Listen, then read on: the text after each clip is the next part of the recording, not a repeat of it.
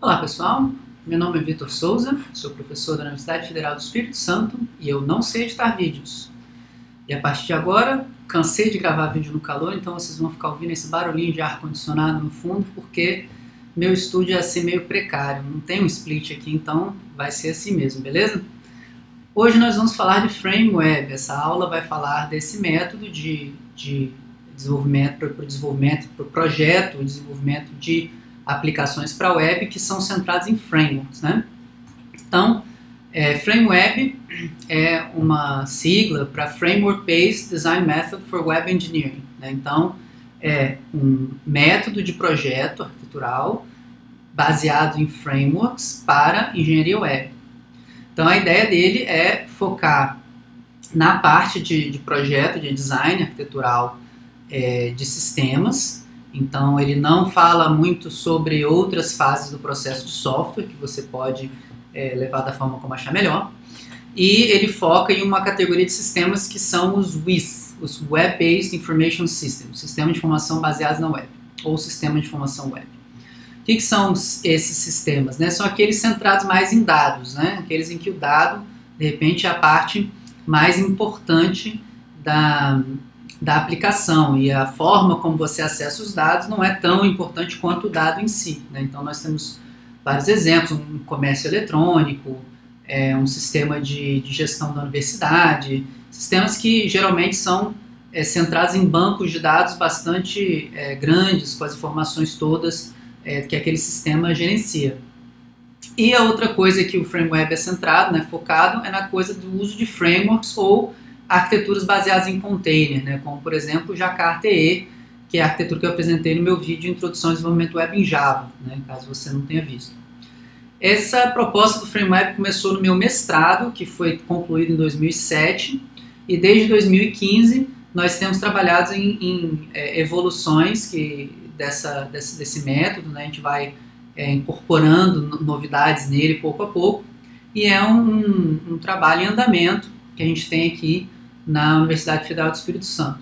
Aqui é duas URLs para sites relacionados ao Frame Web, a página dele no site do Nemo, que tem uma descrição geral e vários links interessantes em relação ao método, e aqui o GitHub dele, que tem o desenvolvimento das ferramentas e também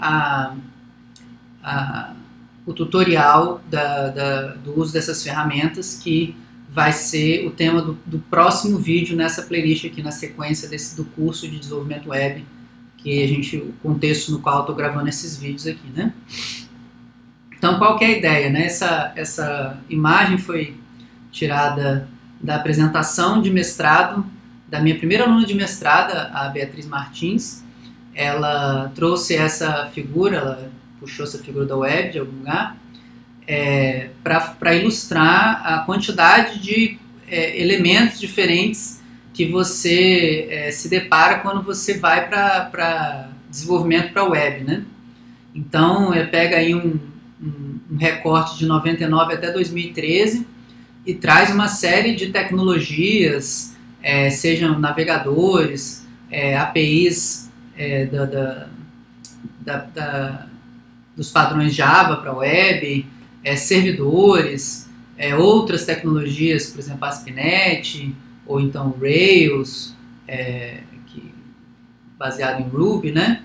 E frameworks, como por exemplo o Tapestry, o Spring, o WebWork, os Struts, e evolução desses frameworks ao longo dessa linha do tempo aí, de 1999 até 2013, ou seja, ainda tem bastante coisa que rolou depois de 2013 até hoje, mas só para vocês verem o quanto de coisas aconteceu, e assim, quanto mais o tempo passa, acho que mais coisas acontecem, né? Essa linha do tempo possivelmente seria bem mais cheia de coisas se a gente fosse aproximando do ano de 2021.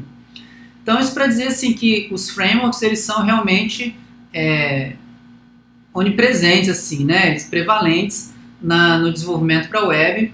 É muito difícil que alguém vai desenvolver alguma aplicação para web sem utilizar algum tipo de framework, né?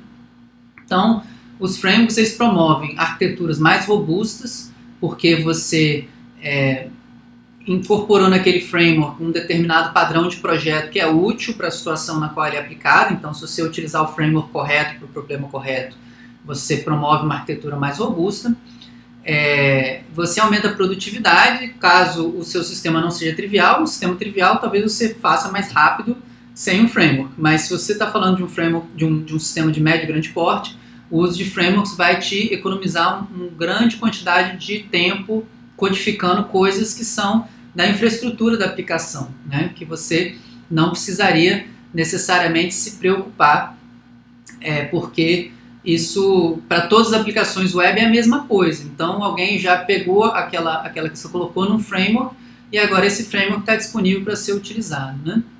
Ele é o estado da prática, especialmente no desenvolvimento web, como eu acabei de dizer, e também ele chega até a influenciar ou mesmo comandar a definição de determinados padrões, né? Lá na aula que eu fiz na introdução ao desenvolvimento web em Java, eu mencionei, né, que a partir do Java EE 5, eles começaram a trazer as boas ideias dos frameworks para os padrões do Jakarta-EE, do Java EE na época, ou Jakarta-EE. Por exemplo, o JPA, ele foi totalmente baseado no mapeamento objeto relacional do Hibernate, né? Então, os frameworks, depois que eles ganham uma adoção grande pela comunidade, eles acabam até definindo os padrões das diferentes plataformas.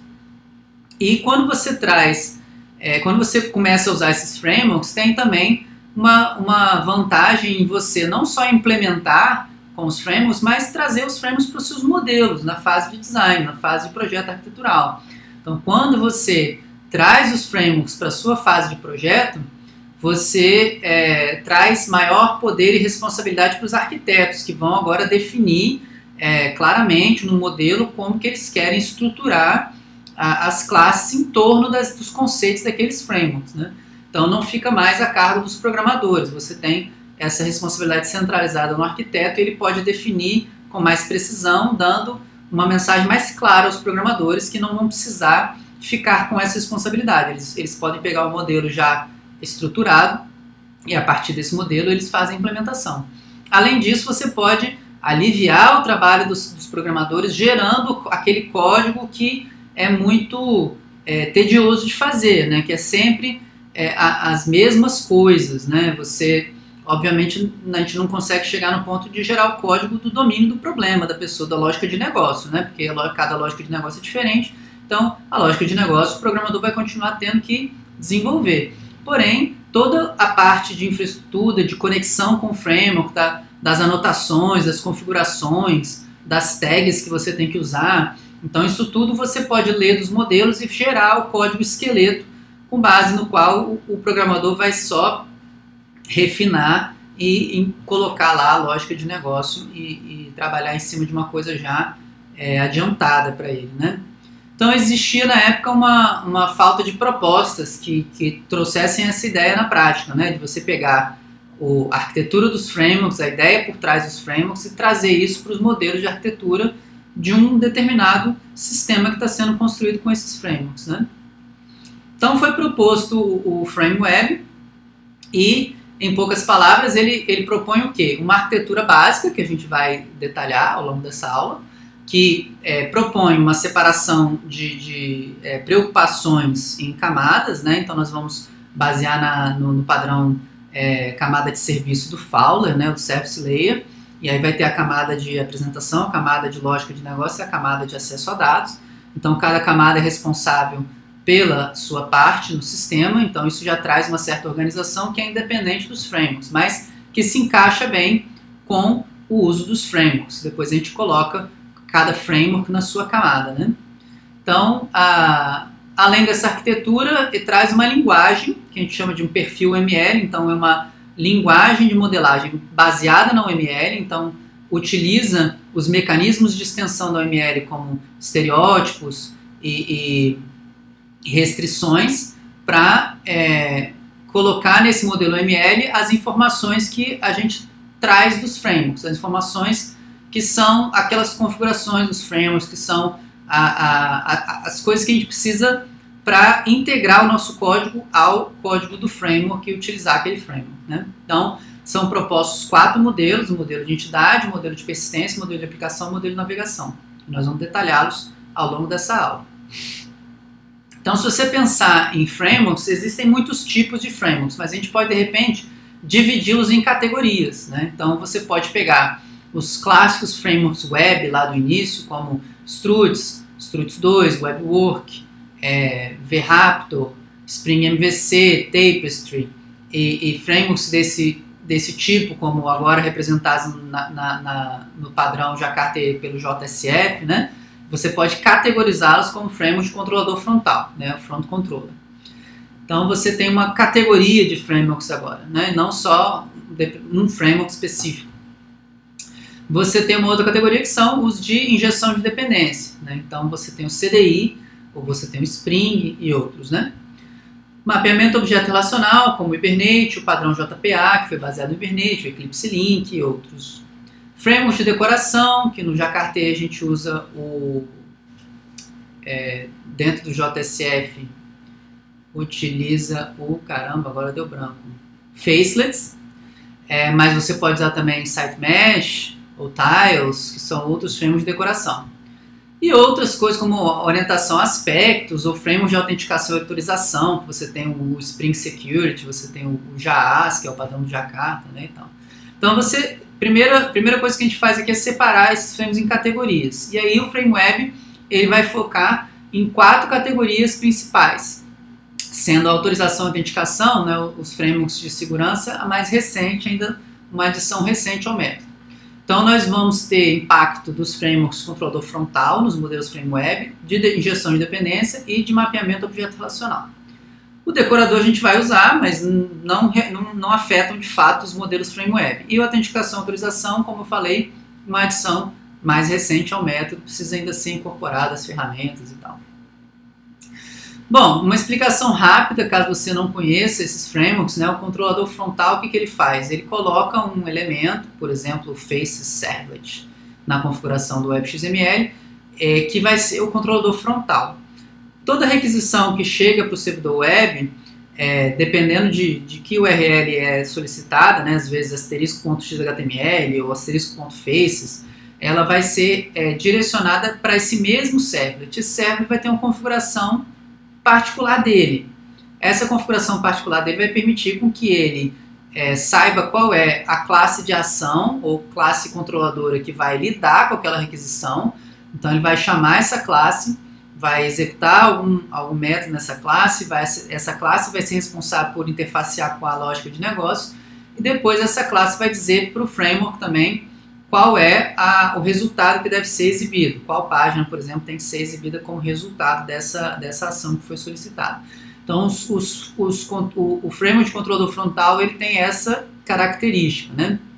E aí já trazendo uma questão que está em aberto ainda no FrameWeb, se os frameworks mais modernos de front-end e back-end, esses frameworks de front-end, né, JavaScript, como Angular, React, não sei o quê, se esses frameworks eles se encaixam bem nessa arquitetura do controlador frontal. Então isso é uma questão que está em aberto, está sendo investigada. Então se você vai usar esse tipo de framework, não necessariamente os modelos FrameWeb trazem os conceitos deles, mas podem ser adaptados para representá-los, né? Então a gente adapta quando a gente não está usando exatamente o framework daquela categoria que o FrameWeb tem suporte, a gente adapta.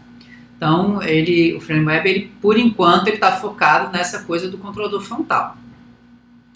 O mapeamento objeto relacional funciona a partir de anotações ou configurações, que são esses mapeamentos objeto relacional, que você faz das suas classes de domínio, e a partir desses mapeamentos, o framework ele sabe fazer essa comunicação. Ele consegue pegar um objeto de uma classe de domínio, que a gente chama de entidade, quando ela é mapeada, né? E salvá-lo na tabela relativa àquela classe, e consegue recuperar dados também do banco de dados e instanciar classes, instanciar objetos, instâncias dessas classes persistentes dessas entidades, né? Então o mapeamento objeto relacional é muito focado nessa coisa dos mapeamentos em si, né? Esse framework ORM. E a injeção de dependência é quando você tem uma classe qualquer que tem uma determinada outra classe aqui, né? Você tem uma classe que tem uma dependência com uma outra classe ou uma interface, que existe uma ou mais implementações dessa interface, né? Então essa classe aqui, para fazer o que ela tem que fazer, Por exemplo, pode ser uma classe de serviço que vai efetuar uma compra num sistema de comércio eletrônico, e para efetuar essa compra ela depende da classe que faz o acesso ao banco de dados. Então essa dependência ela não é gerenciada pela própria classe, ela delega ao framework de injeção de dependência, a partir da configuração que se faz, a responsabilidade de instanciar essa classe e injetá-la. Então eu não faço um new dependency class, eu simplesmente tenho o atributo dependency interface, e em algum momento, quando os objetos estão sendo criados, esse framework de injeção de dependência vai instanciar todas as dependências que eu preciso e as dependências das dependências, né, isso transitivamente, e vai injetar tudo e vai estar tudo pronto. Se tudo estiver bem configurado, vai estar tudo pronto para eu usar quando eu precisar, né? Então essa é a ideia por trás da injeção de dependência. Então, com base nessas categorias principais de framework, né, eu vou deixar a parte de segurança para o final, por ser uma novidade, né, uma adição recente ao método. Com base nesses frameworks, nessas categorias de frameworks que são utilizados pelo FrameWeb, nós temos essa arquitetura proposta, que ela tem 3 camadas, né? A camada de apresentação, a camada de negócio e a camada de acesso a dados. Então, a camada de apresentação ela tem 2 pacotes. O pacote de visão ele vai concentrar as páginas web e demais arquivos relativos ao front-end, digamos assim, né? Aquilo que o navegador tem mais contato. Então, script, JavaScript, imagens, folhas de estilo e essas coisas. Então, a camada de visão ela está focada nessa parte do front-end, do HTML, aí, dos arquivos que tem a ver com a exibição de informações em navegadores web, né? Essas páginas, junto com seus scripts e folhas de estilo, elas vão fazer acessos às classes do pacote control ou controller, né? O controlador, o pacote controle, ele concentra as classes controladoras, ou classes de ação, as classes do framework controlador que integram com o framework controlador frontal. Então, as páginas elas acessam informações que estão aqui, chamam métodos e o controlador, quando termina de executar a lógica de negócio, retorna também manipulando as páginas do pacote lá em visão. Então, existe uma conexão muito forte entre a visão e o controle ali, né? Uma ligação, um binding, né? O controle ele vai fazer uso e aí é unidirecional, né? Ele conhece as classes de serviço, as classes de serviço não conhecem o controle exatamente para a camada de negócio ser independente da interface com o usuário. A interface com o usuário pode ser trocada, você pode trocar por serviços REST ou REST que vão responder a chamadas de uma interface desenvolvida para aplicativos móveis, né? Android ou iOS, por exemplo. Então, um aplicativo Android poderia estar fazendo uma chamada REST via HTTP. Isso chegaria num outro pacote, diferente do pacote controle, e esse outro pacote acessaria os mesmos serviços no pacote aplicação. Então, o pacote aplicação ele concentra a lógica de negócio, os casos de uso, as histórias de usuário, ele implementa as histórias de usuário aqui. E para implementar as histórias de usuário, ele, obviamente, vai precisar das classes de domínio. As classes de domínio representam o domínio problema. É um comércio eletrônico, então você vai ter cliente, carrinho de compra, produto, categorias diversas de produto, promoções, descontos, esses conceitos, né? É um sistema de gestão da universidade, então você vai ter departamentos, docentes, discentes, você vai ter os conceitos da universidade ali no pacote de domínio, né? E o pacote de domínio são aquelas classes que têm realmente os dados do seu sistema de informação. A aplicação manipula esses dados, que também são independentes, eles não têm dependência com nenhum outro pacote, né? E o controle chama os métodos da aplicação que retornam por meio de ou exceções ou retorno de método o que aconteceu, qual é o resultado daquela chamada. Então também a aplicação não conhece o controle. A aplicação vai precisar da persistência, chegando na última camada, que é a camada de acesso a dados. A camada de acesso a dados ela é sugerida, mas não é obrigatória, porque no framework de mapeamento objeto relacional ele faz com que o acesso a dados seja muito facilitado por meio da API do framework de mapeamento objeto relacional. Então, quando você poderia pegar esse objeto, que é, por exemplo, no JPA é o Entity Manager, ou no Hibernate é a Session, e você poderia injetá-lo diretamente na aplicação e fazer com que a aplicação faça as consultas e manipulação de dados, porque realmente o código, o framework ORM, ele simplifica muito esse código. Eu, no entanto, ainda sugiro que exista essa camada de dados separadamente e ela tenha dentro dela os objetos de acesso a dados, os DAOs, que é esse padrão de projeto que faz com que para cada elemento do domínio suficientemente complexo, para cada classe de domínio suficientemente complexa, você tenha uma classe DAO responsável pela persistência apenas daquela classe. Por que eu recomendo isso, apesar de ser uma burocracia a mais? Porque isso facilita na manutenção na hora que você precisar, por exemplo, modificar alguma coisa com relação aos dados de uma classe específica, né, em um comércio eletrônico. Eu preciso adicionar dados, né, colunas do banco de dados, atributos da classe, produto. Então, produto vai ter modificações em sua estrutura. Isso vai impactar nas consultas que eu faço em cima dessa classe produto. Quais são essas consultas? Elas estão espalhadas por diversos casos de uso. Se eu vou procurar produto, se eu vou adicionar produto em carrinho, se eu vou comprar um produto, se eu vou aplicar desconto em produto, tem vários casos de uso que mexem com o produto.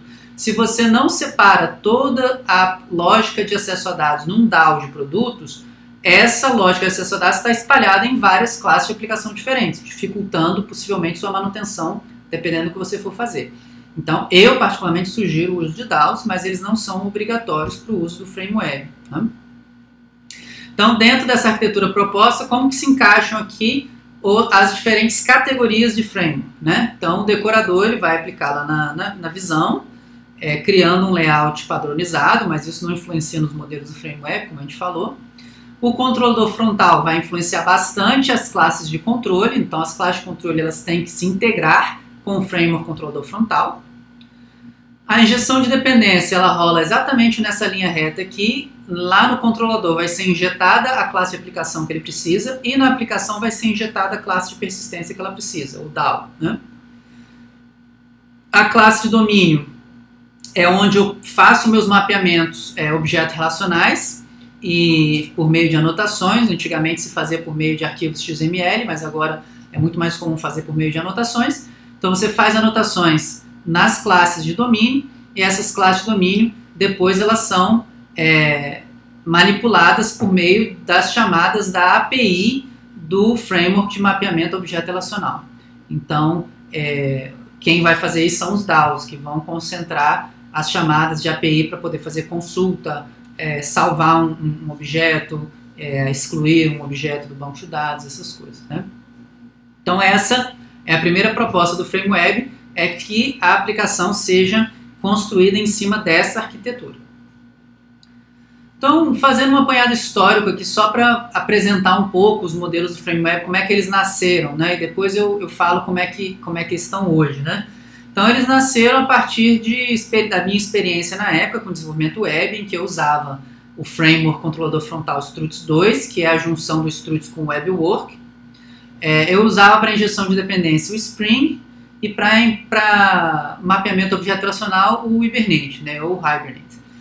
E para a parte de layout usava o SiteMesh. Então essa era geralmente minha pilha de frameworks que eu construía aplicações web para rodar em cima do Tomcat, né? O que hoje seria um Jacquard-TE Web Profile, né? Que seria um perfil mais leve, não precisa de todas as APIs do Jacquard-TE.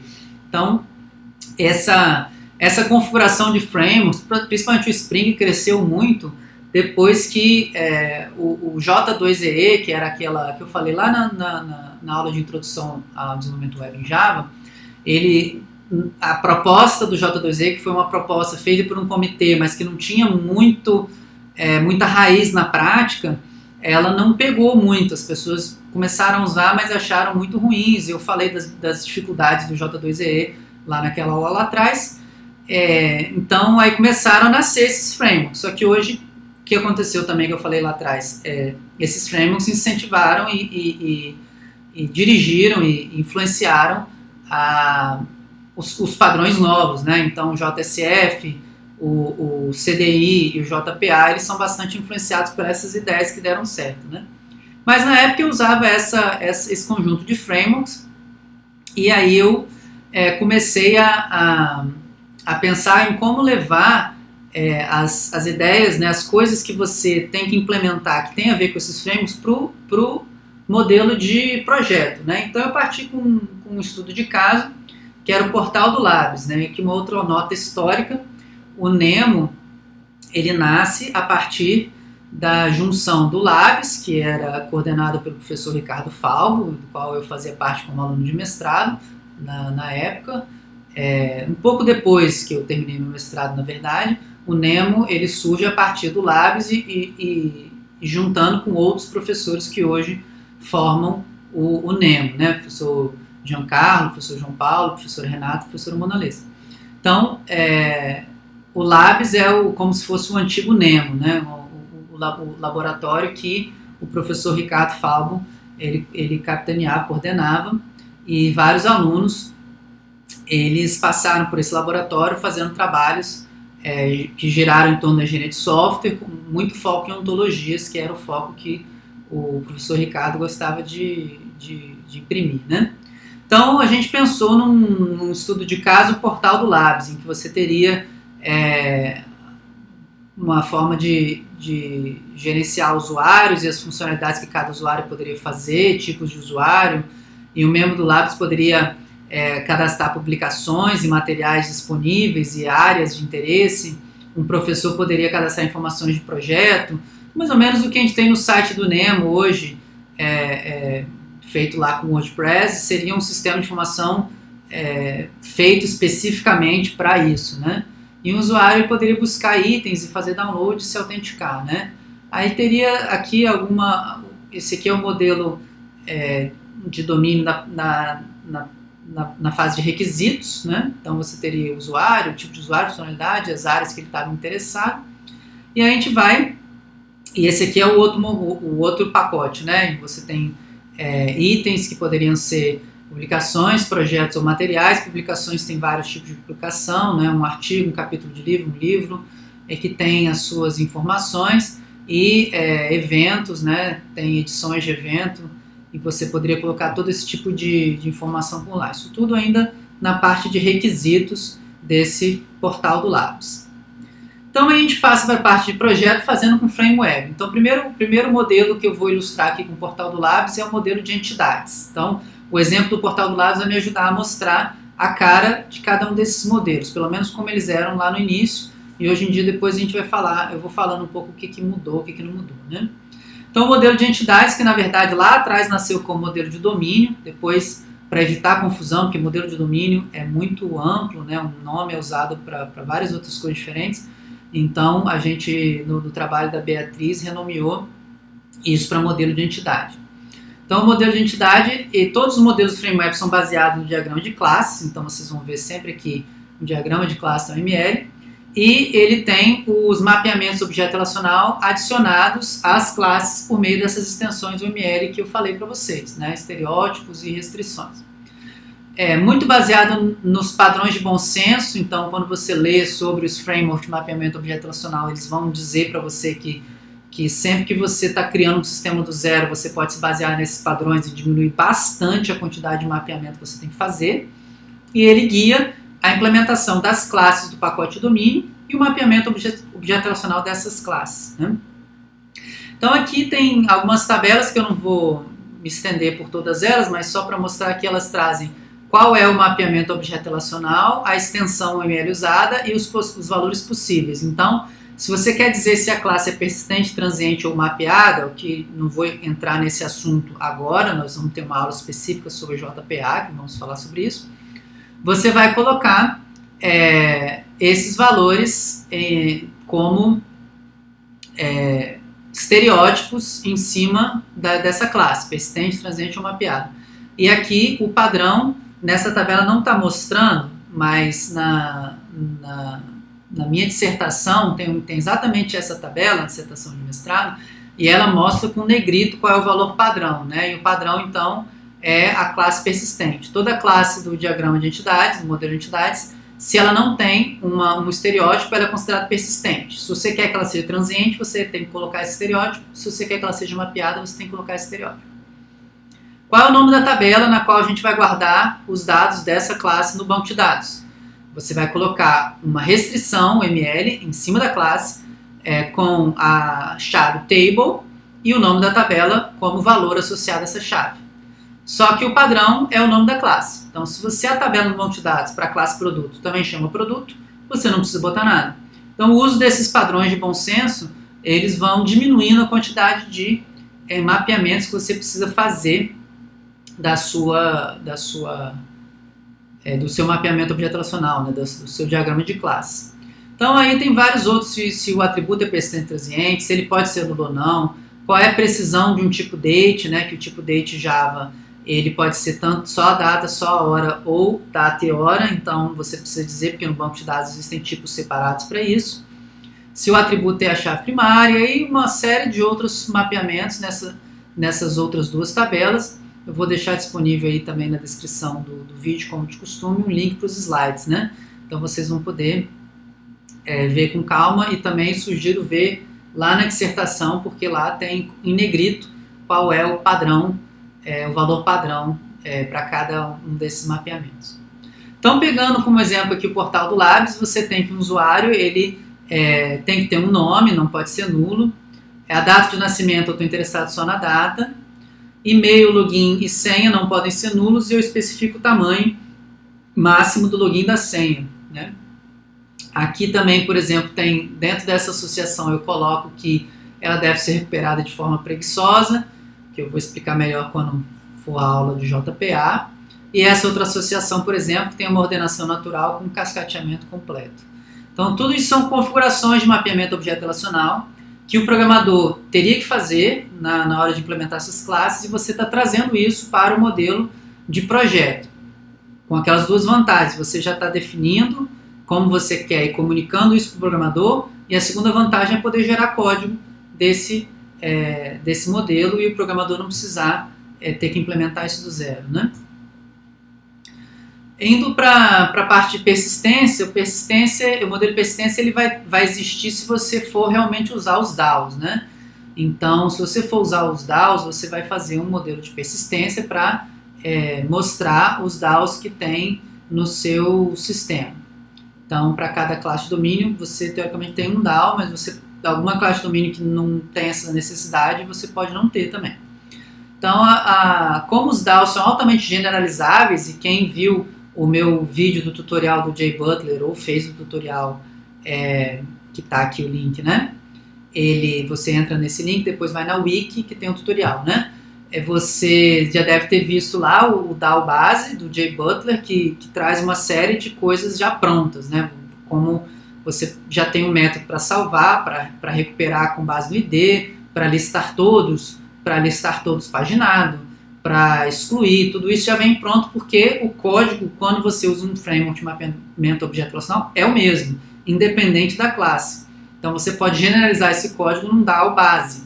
É recomendado que se use um DAO base. Quem estiver usando o stack do Jakarta EE, utiliza o JButler, que já está pronto, né? E aí os seus DAOs no seu modelo de persistência vão mostrar o quê? Operações específicas de domínio, geralmente consultas, né? Então aquilo que é específico do seu domínio é o quê? Eu quero procurar os produtos que estão atualmente com desconto, para poder mostrar na página inicial. Eu quero procurar os produtos que estão no carrinho de compras deste usuário, porque o usuário acabou de entrar de novo, ele salvou lá um carrinho de compras que ele montou, mas não comprou ainda. Você tem algumas consultas que são feitas específicas do domínio, não dá para generalizar. Essas são as que vão aparecer no seu modelo. Então, nesse modelo não tem nenhuma extensão ML necessária, é só realmente a organização dos DAOs e guia a implementação dessas interfaces, dessas classes do pacote de persistência. Caso você use o JButler, você nem precisa de um diagrama desses, né? Esse aí, inclusive, é um precursor do JButler, né? O JButler, você tem lá um Base JPA DAO, e você tem lá o Domain Object Support e o Persistent Object Support, que já estão prontos lá e você pode só reutilizar. Então, para quem for usar JButler, por exemplo, pode simplesmente só dizer que usou o JButler. Quem for usar uma outra solução, faz um modelinho de persistência dos seus DAOs base, e depois dos seus DAOs específicos em que você não precisaria indicar que eles estendem do DAO base, ficaria implícito na sua documentação que todos os suas interfaces DAO herdam da interface DAO base, todas as implementações DAO herdam da implementação DAO base. Então, na época, como eu falei, eu usava o Hibernate, né? Hoje em dia o JButler usa o JPA, mas você tem aí, por exemplo, para o DAO de usuário, você tem recuperar o usuário por login, dado o login, retorna o usuário, recuperar usuários por área, dada a área de interesse, retorna uma lista de usuários. Recuperar a funcionalidade por nome, dado o nome da funcionalidade, retorna a funcionalidade, por exemplo. Né? São consultas específicas de domínio. Fora isso, eles já herdam tudo aquilo que vem da base, né? Recuperar todos, recuperar por ID, salvar, excluir, etc, etc. O uso de JButler aí facilita bastante para quem está no Jakarta EE. Terceiro modelo que eu estou apresentando aqui do FrameWeb é o modelo de navegação. Então nós já falamos do pacote de domínio, nós já falamos do pacote de persistência, agora nós estamos lá na camada de apresentação. O modelo de navegação ele vai ter ele vai guiar a implementação das classes do pacote de controle, das páginas do pacote de visão e a configuração do framework front controller.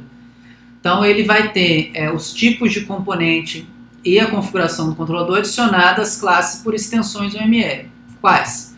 Então você, para dizer que tipo de elemento você usa um estereótipo. Classes sem estereótipo nenhum são classes controladoras. Classes com estereótipo páginas são páginas. Classes com estereótipo forms são formulários dentro dessas páginas. E classes com estereótipo binary é algum arquivo binário, por exemplo, você está disponibilizando um arquivo para download ou gerando um formulário em PDF, um relatório em PDF usando alguma tecnologia tipo Jasper Reports ou alguma coisa assim. E historicamente nós tínhamos esse template porque usava FreeMarker e o Struts2 diferenciava uma página de um template. Ainda não foi batido o martelo nisso não, o FrameWeb ainda tem essa estereótipo template, mas eu recomendo não usá-lo. Eu acho que daqui para frente a gente pode usar página para tudo, independente de qual é a tecnologia que mostra essa página. Então pode ser um XHTML, porque eu estou usando JSF, pode ser um FreeMarker, porque eu estou usando Struts2. Pode ser outra tecnologia, porque eu estou usando um outro controlador frontal que usa outra tecnologia de visão. Então eu acho que, no final das contas, a gente devia usar sempre página para representar as páginas, e elas têm formulários e acessam e se comunicam com os controladores. Né? Então eu recomendaria não usar esse template aqui mais, apesar do método ainda suportar. E aí, dependendo do elemento, você tem uma relação que são usadas associações de dependência, né, entre esses elementos. Só voltando aqui rapidamente, aqui no modelo de entidade são associações normais, né, associações significa que na classe funcionalidade você vai ter uma coleção de objetos da classe UserType. Na classe User você vai ter um atributo que é do tipo UserType. Então esses aqui são associações normais que significam atributos dessas classes. Aqui utiliza-se mais realmente a questão da implementação de interfaces, de herança entre classes. Né? Então esse símbolo da herança é usado para identificar que classes implementam certas interfaces. E aqui no diagrama de navegação nós vamos usar sempre essa associação do tipo dependência quando você for falar de uma comunicação entre um elemento e outro. E ainda vamos ter uma associação de composição entre páginas e seus formulários. Né? Então aqui, voltando, as associações de dependência, ela, dependendo de onde ela vem para onde ela vai, significa uma coisa diferente. Então se ela vem de uma página para uma classe de ação, significa que tem alguma coisa nessa página, um link, um botão, alguma coisa, que dispara a execução de uma determinada ação, execução de um método na classe de ação. No caso de um formulário também, formulário significa que um botão do formulário ou alguma ação do formulário vai enviar os dados do formulário para a classe de controle, né, que eu estou chamando de Action Class aqui, hoje em dia eu já chamo de classe de controle. Originalmente eu chamava de classe de ação, porque é assim que o Struts2 chamava.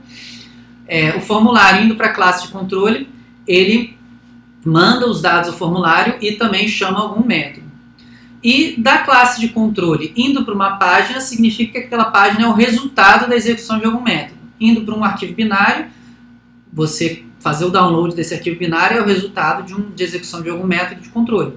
E entre uma classe e outra de ação é um processo chamado de encadeamento de ações que tinha no Struts 2 e que hoje em dia acho que não é mais tanto utilizado. Você poderia, num método de controlador JSF, por exemplo, chamar um outro método de um outro controlador JSF? Poderia, mas acho que não é uma coisa que precisaria estar explícita no modelo, mas pode também ser ainda representado. Finalmente, dentro dessas associações de dependência, você vai usar restrições, o ML, para indicar a configuração do framework controlador frontal. Qual é o método que vai ser chamado? É method igual a name. Qual é o resultado? Result igual a name. E qual o tipo de resultado para usar? Aí você, aqui esse result type é uma coisa também muito do Struts 2. E, por exemplo, na minha experiência com JSF, isso não é mais algo que precisa ser indicado, né? Se você está apontando essa dependência para uma página XHTML, é uma página que vai ser renderizada. Se você está apontando para um binário, é um binário que vai ser disponibilizado. Então esse result type já é uma coisa que eu acho que hoje em dia não tem mais uso, mas o método que está sendo chamado e qual é o resultado para ser disponibilizado, esses dois seriam mais úteis no caso de um framework, por exemplo, que mapeia determinados nomes de resultado a páginas, né? Quando você usa o próprio nome da página como resultado, talvez também não tenha muita necessidade desse result. Só o método mesmo seria mais indicado, mas você pode querer mostrar resultados de exceção, né? Um resultado seria o sucesso, o outro resultado sendo uma exceção aconteceu. Como, por exemplo, na outra aula anterior dessa playlist aqui, você tem o Java Hostel, em que se a pessoa é menor de idade, o resultado era uma exceção e isso levava para uma outra página, né? Então teria isso aí. Mas no Struts 2, vamos ver um exemplo aqui em que uma página index tem um formulário de login com dois campos, e esses campos aqui, text e password, eram o nome das tags do Struts 2, tá? Por isso que ele tem esses nomes. Então, o atributo o tipo de dado dos atributos de um formulário são as tags da biblioteca de tags que você está usando no seu framework. Então aqui, essa página tem esse formulário ele vai chamar o método de login, e no Struts 2 todos os métodos de ação, né, tinham um prefixo execute, isso não é mais, em outros frameworks não é necessário, então você poderia ter um método login, aqui seria login, aqui também seria login, não tem problema. Vou mostrar alguns exemplos mais recentes em JSF também. Então esse método login vai ser executado e você agora, para onde ele vai? Você precisa saber das dependências que saem dessa classe de ação, quais delas estão dizendo que o método é login. Ele entra por aqui com o método login, aqui ele sai com o método login, aqui também sai com o método login. Então se o resultado for sucesso, ele sai para home. Então o cara conseguiu entrar no ambiente lá do portal do Labs, não só na página index, mas entrou na home. Se não, se tem algum problema na entrada de dados, ele volta para essa outra página, que é um form, com uma mensagem de erro. O login pode já estar preenchido, ou então o login é mostrado na tela por algum motivo. Então esses elementos aqui, eles representam coisas que são mostradas na página, e essa página também tem o mesmo formulário de login e senha que pode ser enviado de novo. Aqui é um link entre uma página e outra, então da página de index você pode ir para a página de lembrar a sua senha, né? Tem aquele iconezinho, linkzinho geralmente, esqueci minha senha. Então nessa página de lembrar a senha tem um campo só de login e que vai acessar o método lembrar minha senha. E o lembrar minha senha ele vai renderizar como resultado uma página chamada password sent, né? Senha enviada, em que o login é usado no texto. Por exemplo, prezado Vitor Souza, sua senha foi enviada para o seu e-mail cadastrado. Você colocou seu login aqui e ele diz isso. Então, como ele precisa dizer isso na página, ela aparece aqui. Eu, atualmente, por exemplo, com JSF, não usaria o tipo de dados string aqui, usaria output text, que é como que uma determinada informação é exibida numa página JSF. Então eu usaria aqui também os mesmos tipos das tags daquele framework. E apenas na classe de controle que são usados os tipos da linguagem de programação. Então tipos Java são usados aqui na classe de controle. As outras classes se usa os tipos, como tipo, usa-se as tags do mecanismo do framework de controlador frontal, né? As tags que ele utilizar. Aqui tem um logout, né? Caso tenha algum... Aqui na própria home, né? Deveria ter um logout, mas não foi modelado. Uma entrada aqui da home para a ação como logout, e o logout vai voltar para o index com o tipo de resultado redirect sendo utilizado aqui do Struts 2. Então esse é um exemplo de modelo de navegação, como toda essa parte de visão e controle é registrada, e aqui essa classe aqui de controle ela é responsável por chamar a lógica de negócio no pacote de aplicação, que vai acessar a persistência no pacote de persistência. Então, por fim, falta essa conexão entre as camadas, né? O modelo de aplicação ele também não tem nenhuma extensão ML, ele simplesmente mostra como que a injeção de dependência funciona entre as três camadas, o pacote de controle, o pacote de aplicação e o pacote de persistência, ou seja, a camada de interface com o usuário, a camada de lógica de negócio e a camada de acesso a dados. Então, aqui você tem, por exemplo, uma ação de gerenciar usuários, que ela depende de um serviço de gerenciar usuários, aí sempre dependendo da interface. Essa interface é implementada por uma classe. Essa classe ela depende de um DAO de usuário. Então aqui está a primeira injeção de dependência, vai ser uma instância desse serviço vai ser injetada aqui, e para isso uma instância desse DAO vai ser injetada aqui. Do outro lado, para autenticar o usuário, precisa de um serviço de autenticação, esse serviço tem uma implementação, essa implementação depende também do DAO de usuário. Então aqui você mostra essa cadeia de dependências, e também você detalha quais são as funcionalidades que as suas classes de serviço fornecem, né? Inclusive quais parâmetros ela espera receber e que tipo de dado ela retorna como resultado. Bom, então isso aí inicialmente foi feito dessa forma, né? Que inclusive estou chamando de FrameWeb 2.0 aí, mas a gente costuma chamar mais de FrameWeb 2007, que foi quando foi publicada a dissertação, e o FrameWeb 2015, que é o que foi proposto pela minha primeira aluna de mestrado, a Beatriz, né? Então, aqui uma fotinho da cidade de Trento, na Itália, que é onde eu fiz meu doutorado. Enquanto eu fazia meu doutorado, isso ficou parado, e ao voltar para o Brasil e começar a trabalhar no departamento de informática da UFES, eu retomei essa pesquisa e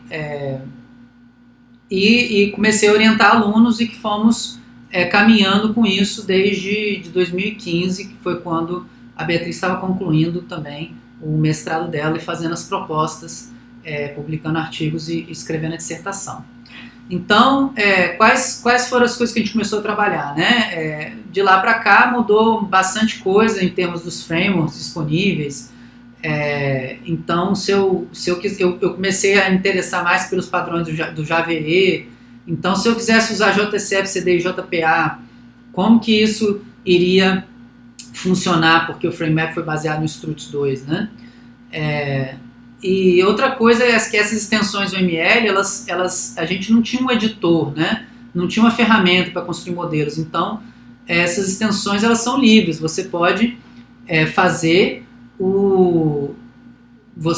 a extensão, botar o estereótipo que você quiser, colocar a restrição OML que você quiser, mesmo que isso não tenha nada a ver com a linguagem do FrameWeb. Então a gente começou a trabalhar nessas duas questões, né, que era como fazer um método que fosse mais genérico e trabalhasse, igual eu falei no início, com as categorias de framework, não com frameworks específicos, instâncias de framework específicas.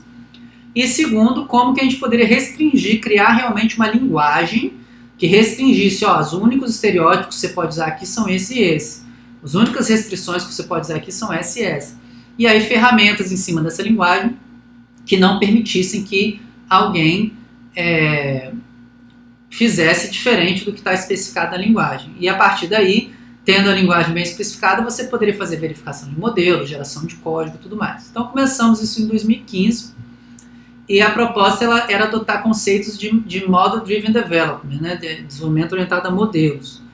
Então a ideia era, usando esses conceitos de MDD, propor um metamodelo para a linguagem FrameWeb, e esse metamodelo ele definiria uma linguagem de modelagem FrameWeb, né, que seria o metamodelo. Ele funciona como a sintaxe abstrata, ele define quais elementos existem nessa linguagem, e depois a gente define, ao fazer uma ferramenta, define qual é a sintaxe concreta, né, usando a OML, importando, né, tomando emprestado os elementos da OML, que é o que os desenvolvedores estão mais acostumados a fazer. Então, retângulos divididos em 3 partes, o nome da classe, atributos da classe, métodos da classe, as linhas são as associações, o triângulo na ponta da linha representa uma associação de herança, a linha pontilhada é uma associação de dependência. Então tudo isso foi reutilizado da linguagem OML, e a gente só adicionou em cima aquilo que era específico do FrameWeb, continuando a usar as extensões que estão disponíveis em qualquer editor. Então se alguém quisesse também abrir um editor como o Asta ou o Visual Paradigm e fazer um modelo FrameWeb lá, poderia fazer. Mas a gente começou também a trabalhar em ferramentas que fechassem e não permitissem fazer nada do que está de fora da linguagem FrameWeb, né? Então, a ideia é que tivesse esse metamodelo que focasse nas características gerais dessas categorias de frameworks. Então, o modelo de navegação trabalharia com características gerais de frameworks controlador frontal e não só Struct2. O modelo de entidade trabalharia com características gerais de mapeamento objeto relacional e não só o Hibernate, e assim por diante.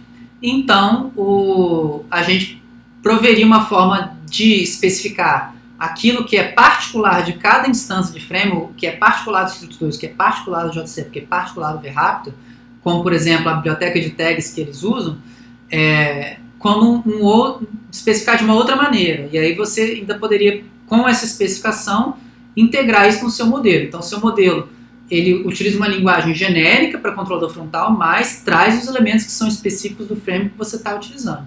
Em cima disso, poderia fazer uma ferramenta case, que é o editor FrameWeb que veio depois. Então, o trabalho da Beatriz Martins, ela veio até realmente a definição do metamodelo e da linguagem, mas o editor FrameWeb ele veio depois ser construído por outros estudantes de iniciação científica, né? A Beatriz fez seu mestrado em cima disso. Então, o MDD ele traz essa característica que o modelo é o projeto, né? E o modelo vai crescer, evoluir, ser estendido, e vai ter um fluxo de abstração. Abstração é a implementação ser derivada diretamente do modelo, né? Então, a gente parte dessas ideias gerais e utiliza a questão da metamodelagem para fazer a nossa linguagem. E a implementação derivada do modelo seria a geração de código, por exemplo, né? Então, só para dar uma ideia geral de como isso é feito, mas isso aqui é mais para quem se interessar mesmo a trabalhar com o FrameWeb, evoluindo o FrameWeb, né? Quem for, por exemplo, na disciplina que eu leciono, desenvolvimento web, apenas usar o FrameWeb, não precisa se preocupar muito em saber como funciona por debaixo dos panos, mas basicamente você tem níveis de metamodelagem, né? E no primeiro nível, por exemplo, você tem a sua linguagem, que o usuário final está utilizando, né? Aqui, nesse exemplo que a própria Beatriz utilizou na dissertação dela, ela usa como exemplo um mapa de metrô. Isso aqui é um mapa de metrô, não sei se de São Paulo, do Rio, acho que é de São Paulo. Estação da Sé, Paraíso, Vila Madalena, São Paulo. Então esse aqui é um mapa de uma das linha azul do metrô de São Paulo. E aqui você olha esse mapa, você entende o que significa. Né? Essa linha azul significa uma linha de metrô, né? Que é onde um trem de metrô vai passar por cada uma dessas estações. Cada trechinho entre 2 pontinhos é uma rota. A rota entre... aqui eu não estou conseguindo ler, mas por exemplo, entre Paraíso e Ana Rosa, entre Ana Rosa e Vila Madalena. E cada pontinho branco é uma estação. E tem outras coisas também, né? A conexão com outras linhas, né? Que você pode fazer.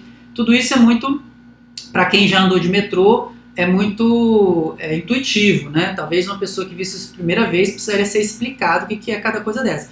Mas a sintaxe concreta, que é isso que o usuário final vê, ela é muito intuitiva. Por trás da sintaxe concreta, você tem uma sintaxe abstrata, que são as classes. Então aqui existe a linha azul, que é um objeto, esse objeto é do tipo linha. Aqui tem uma estação, Vila Madalena, que é um objeto do tipo estação. E essas classes que a gente representa aqui, que são as classes que agrupam esses objetos, elas têm determinadas associações entre elas. Uma linha é composta de uma ou mais rotas. Uma rota tem duas estações, é a rota entre duas estações. Só que este modelo aqui, ele também pode ser visto como uma instância de um modelo superior, né, que diz que cada quadradinho desse é uma classe e cada linha dessa é uma associação. Então isso é a questão da metamodelagem, né, você utilizar elementos de níveis superiores para definir os elementos de um nível inferior até você chegar na linguagem que vai ser utilizada pelo seu usuário final. Nesse exemplo aqui, mapa de metrô, no nosso exemplo, um modelo FrameWeb, modelo de entidade, modelo de persistência, modelo de navegação, modelo de aplicação. Então, o que a Beatriz chamou de FrameWeb 15, né, que foi publicado em 2015, ou que aqui eu nessa apresentação estou chamando de FrameWeb 2.0, um metamodelo que tem um metamodelo de frameworks, que permite a definição de frameworks, e um metamodelo para cada um dos elementos. Aqui ainda está como domínio, mas deveria ser entidade, tá? Entity Metamodel define o modelo de entidades. Então, cada um desses metamodelos, eles definem como cada um dos modelos pode ser criado. E uma ferramenta, como o FrameWeb Editor, que foi feita posteriormente, ela trabalharia em cima desses modelos com o usuário final, mas todos eles baseados nesse metamodelo aqui. E isso poderia ser usado para representar um sistema de informação web, um WIS, e uma ferramenta integrada ao FrameWeb Editor poderia gerar o código desse WIS. Ou um desenvolvedor que lesse a partir dos modelos FrameWeb poderia manualmente implementar esse WIS. Então, esse mapa mental aqui dá uma ideia por trás do projeto de mestrado da Beatriz, que criou as bases do que a gente tem hoje do FrameWeb com essa linguagem de modelagem definida. Então, novamente, só para quem for trabalhar com a evolução do FrameWeb, né, para quem for usuário do FrameWeb não precisa se preocupar com isso, você tem parte do modelo da OML que foi extraída para esse pacote aqui, e essa parte, porque não é completa, eu uso só o diagrama de classes, e ainda assim somente alguns elementos do diagrama de classe, são reutilizados pelo pacote de metamodelo do FrameWeb, que tem um pacotinho para cada um dos modelos e tem um metamodelo de vocabulário aqui por causa do FrameWeb LD, que eu vou falar só no final dessa apresentação, que é a parte de Linked Data, Web Semântica, e o metamodelo de Framework, que permite que se façam as definições de Framework. Então aqui você está no nível 2, no nível 1 você tem as definições de Framework como uma instância desse metamodelo e cada um dos modelos do FrameWeb como instâncias dos seus respectivos metamodelos. Então aqui, por exemplo, no Entity Metamodel eu defino o que é que existe no modelo de entidade. Existe classes persistentes, classes transientes, classes mapeadas. Existem atributos que são identificadores, atributos que são persistentes, atributos que são transientes. Então tudo isso eu defino no metamodelo e o meu editor só permite que eu utilize aquilo que está definido na linguagem. Aqui também, curiosidade, para quem gostaria de saber como é que é um metamodelo desse, né? Para quem for trabalhar com a evolução do FrameWeb, isso vai ter que ser estudado. Então você tem as classes da OML, as coisas da OML estão em branco e em rosa são as coisas do metamodelo de navegação. Então a OML define classes e operações, que são os métodos, né? Então um subconceito, uma subclasse da metaclasse operação é a metaclasse Front Controller Method. Então, o método de um controlador frontal é um método específico. Ele é definido, então, não é qualquer uma daquelas caixinhas que pode ter método. Um controlador frontal pode ter um método. Então, cadê o controlador frontal? Ele está também em algum lugar aí como uma classe, né? Você tem classe de navegação, uma página ou um componente de formulário, e você tem a classe front controller aqui. E aí existem restrições que dizem que um front controller method ele só pode estar numa classe que seja do tipo front controller class. E você tem as classes de resultado. Então você define cada um dos elementos do seu modelo, você define como uma metaclasse, e depois isso é instanciado pela ferramenta. E aqui o metamodelo de framework, né, que você pode, para cada uma das categorias que dá suporte, ter os elementos, como a biblioteca de tags e outras coisas que podem ter, pode ser definidas e reutilizadas pela ferramenta, especificando qual é o framework que você quer usar, né? A ferramenta é genérica e você especifica nas definições de framework qual framework você quer usar. Então, a partir disso aí, ela implementou usando o Eclipse Modeling Framework, né, o EMF. Então, a partir se você pegar essa versão do Eclipse para metamodelagem, né, não sei exatamente qual é o nome que eles dão lá, mas tem uma versão do Eclipse para você fazer metamodelos, definição de metamodelos e linguagens, né? Que é a que vem com o EMF, o Eclipse Modeling Framework. Então, no Eclipse Modeling Framework, você faz toda essa definição aqui, todas essas classes que estão e as outras todas que ela criou, que eu demonstrei duas delas aqui nesses slides, elas são definidas dentro do Eclipse e isso gera por trás um arquivo XML com a definição do metamodelo em EMF. A partir dessa definição, ela pode já utilizar uma interface gráfica genérica do Eclipse, que utiliza essas arvorezinhas aqui, com esses símbolozinhos genéricos, para especificar, por exemplo, quais são as tags que existem num JSF. Né? Se você vai fazer um modelo de navegação com JSF, quais tags você pode utilizar nas suas páginas web e nos seus formulários? Então ela pegou toda a biblioteca de tags possível do JSF, aquela H2 pontos, né? E colocou aqui, você tem um HBody, HButton, HColumn, HCommandButton, HCommandLink, HDataTable, HForm. Então, ela da especificação do JSF pegou todas e colocou aqui. Né? Aí eu posso fazer o que? Também utilizando Então, isso aqui, anteriormente, é uma instanciação do metamodelo de framework. Né? Isso aqui é uma definição de framework. Aqui já é uma definição... já é um modelo de navegação. Isso aqui é usando essa interfacezinha genérica, porque a Beatriz não chegou ao ponto de implementar o editor, ela permitia que ela pegasse um modelo que eu criei no Asta e criasse exatamente esse modelo aqui como instância do metamodelo do FrameWeb, da linguagem FrameWeb. Então aqui, por exemplo, nós temos um sistema, que é um sistema de controle de afastamento de professores, em que os docentes que querem pedir afastamento, por exemplo, para apresentar um artigo numa conferência, ou por outros motivos, ele vai utilizar uma página de formulário, em que tem um formulário de pedido de afastamento, em que ele vai especificar esses elementos todos aqui. Então aqui você vê que são os elementos do JSF, né? Select One Menu e Input Text, eles estariam aqui, né? O Input Text está aparecendo aqui, ó, até em azul, mas nesse screenshot aqui não aparece o Select One Menu, que está mais para baixo. Então aqui todas as tags do JSF, elas estão aqui como os tipos de dados dos campos do formulário, e vejam que todos eles estão prefixados com request. Por quê? Porque eles se referem a esse objeto request. Então a gente viu lá no exemplo do Java Hostel, por exemplo, que daria para fazer request.leaveType e isso ser feito getRequest setLeaveType ou getRequest getLeaveType para vir nessa direção, né? Então você pode utilizar essa abordagem que você centraliza tudo no objeto de domínio. O problema aqui é que talvez você tenha que fazer os getSet todos estarem disponíveis, né? Mas deve ter alguma forma de contornar isso.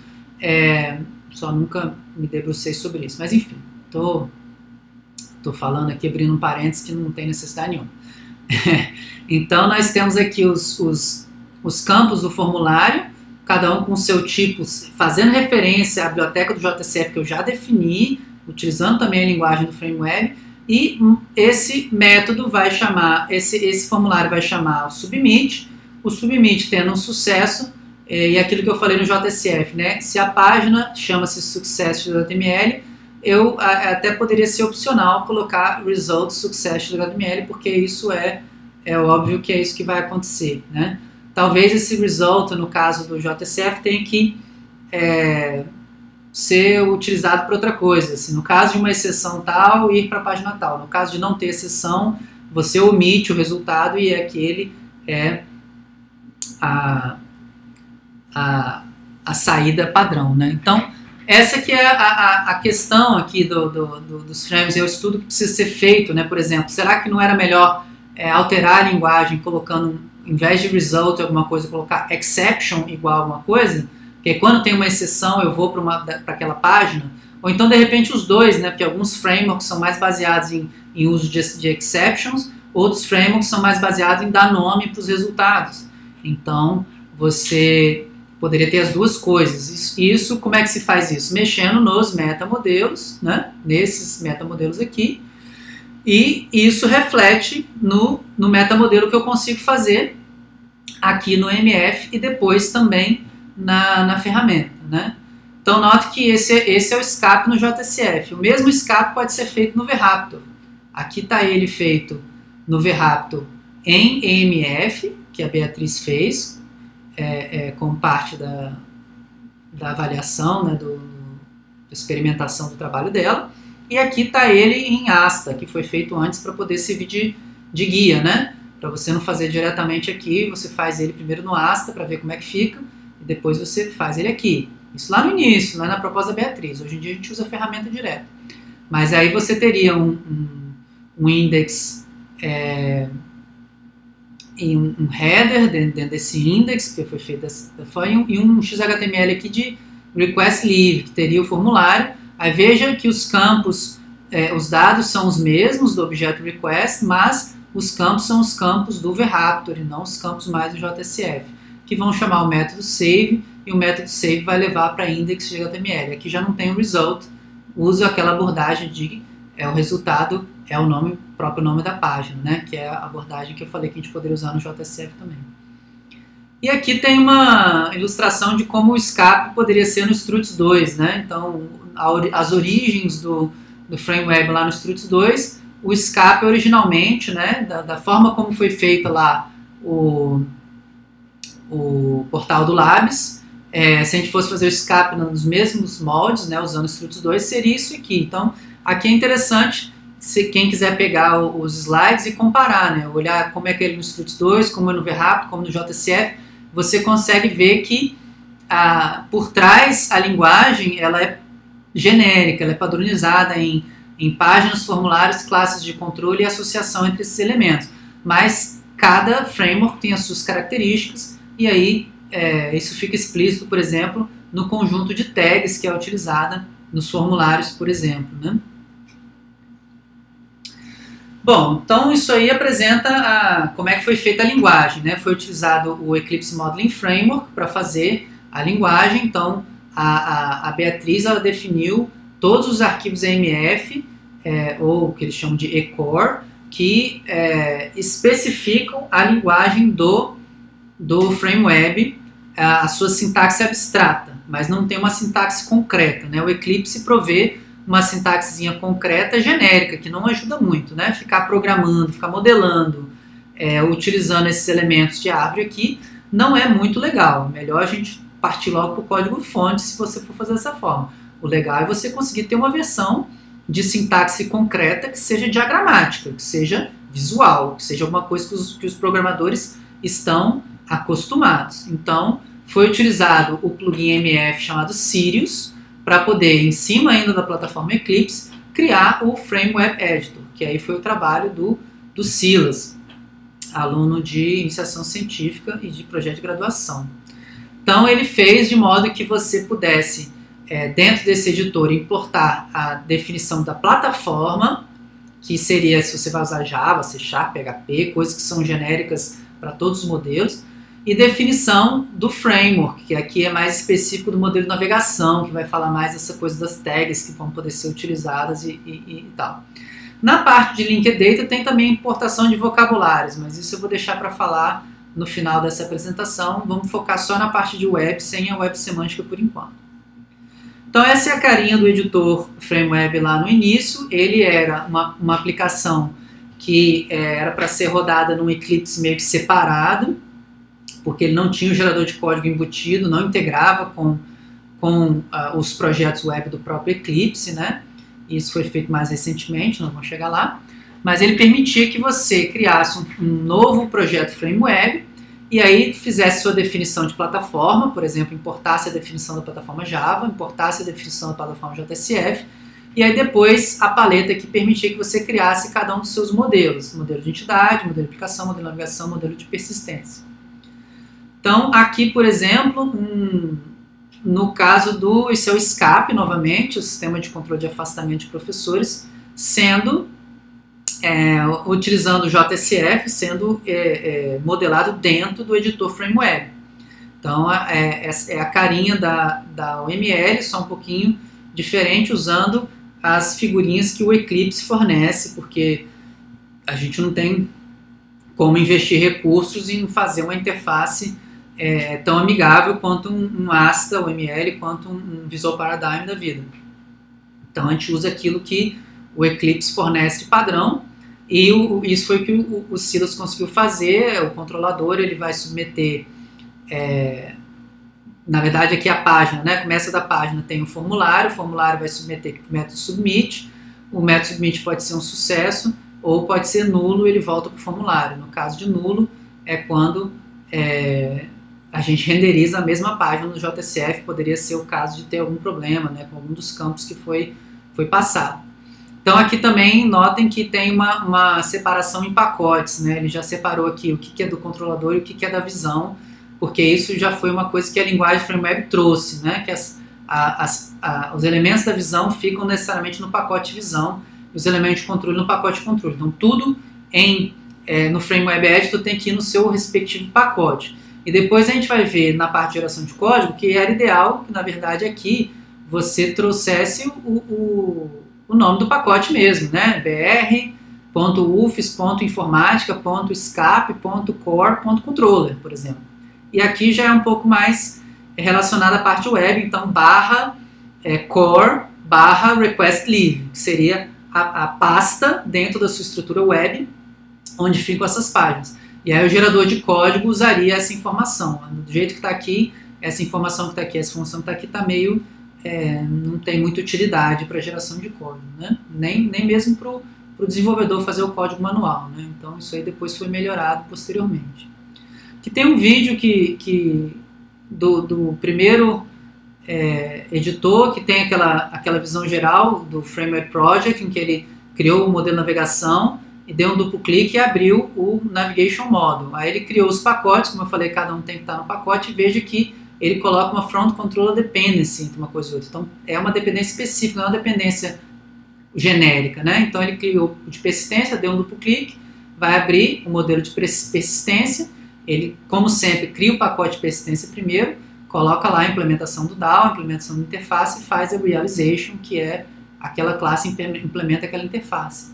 Depois ele coloca o modelo de aplicação, duplo clique de novo, o modelo de aplicação já vem com controle de persistência, e ele vai colocar ali a classe de serviço, a classe, a interface de serviço, vai fazer a realization entre elas duas, então aquela classe implementa aquela interface e vai usar associações específicas. DAO Service Association é a dependência da Service Class com DAO, e Service Controller Association é a dependência do controlador com o serviço. Então você usa elementos específicos de cada... da linguagem para cada uma dessas associações. Veja que é tudo associação de dependência, mas para a linguagem do FrameWeb, a dependência entre o controlador e o serviço é uma coisa diferente da dependência entre o serviço e o DAO. Então tem elementos diferentes da paleta para fazer, e o editor não deixa você fazer coisa errada. Você não pode pegar uma dependência de um serviço com um DAO e tentar colocar entre o controlador e o serviço, que ele não deixa, né? Então essa é a ideia por trás de gerar ferramentas em cima de metamodelos que definem linguagens, tá? Bom, e aí uma outra ferramenta bastante útil é a geração de código, né? Então você tem o editor, que a gente acabou de ver. Esse editor, Da mesma forma que aqueles diagramas de metamodelo que eu mostrei, que a Beatriz propôs, eles, no final das contas, eles são arquivos XML que representam as instâncias lá do EMF, né? Representa lá na linguagem do EMF qual é o metamodelo, o que é o metamodelo. Sempre que você instancia o metamodelo, seja por aquela interface padrão de árvore, né, que eu mostrei inicialmente que a Beatriz usou, seja pelo editor FrameWeb que o Silas criou, ele vai gerar um arquivo .frameweb, que é um arquivo também em formato XML, padronizado do EMF, e esse arquivo ele pode ser analisado por um gerador de código e gerar código, né? Então isso foi feito pelo Nilber no mestrado dele.